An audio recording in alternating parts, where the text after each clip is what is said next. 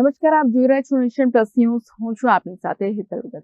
વલસાડ શહેરમાં આસારામની ઓચિંતી મુલાકાતને પગલે ભારે ચર્ચાઓ જાગી છે. આસારામે શહેરના વિવિધ વિસ્તારોમાં પોતાના સાધકોના ઘરે જઈને રૂબરૂ મુલાકાત લીધી હતી.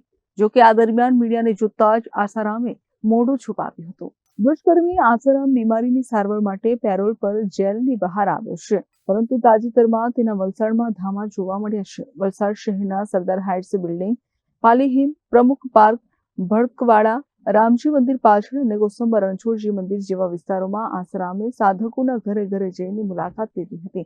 પરંતુ જેવી મીડિયાની ટીમ ત્યાં પહોંચી, આસારામ બાપુ છત્રીની આડમાં પોતાનું મોઢું છુપાવીને ઉતાવળે કારમાં બેસી ગયો હતો.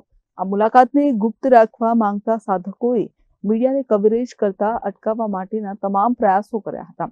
આસારામના સાધકોએ રૂમાલ અને હાથ વડે મીડિયાના કેમેરા ઢાંકવાની કોશિશ કરી હતી. એટલું જ નહીં, ઉત્તેજિત થયેલા સાધકોએ મીડિયા કર્મીઓના મોબાઈલ ફોન છીનવી લેવાનો પણ પ્રયાસ કરતા વાતાવરણ તંગ બન્યું હતું.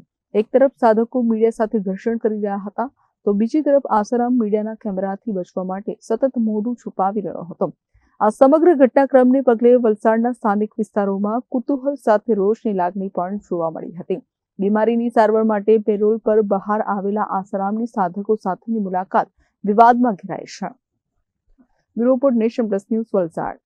સમાચારોના સતત અપડેટ મેળવવા માટે અમારી નેશન પ્લસ ન્યૂઝની યુટ્યુબ ચેનલને સબસ્ક્રાઇબ કરો, બેલ આઇકન દબાવો અને જોડાયેલા રહો ફેસબુક, ઇન્સ્ટાગ્રામ અને ટ્વિટર પર.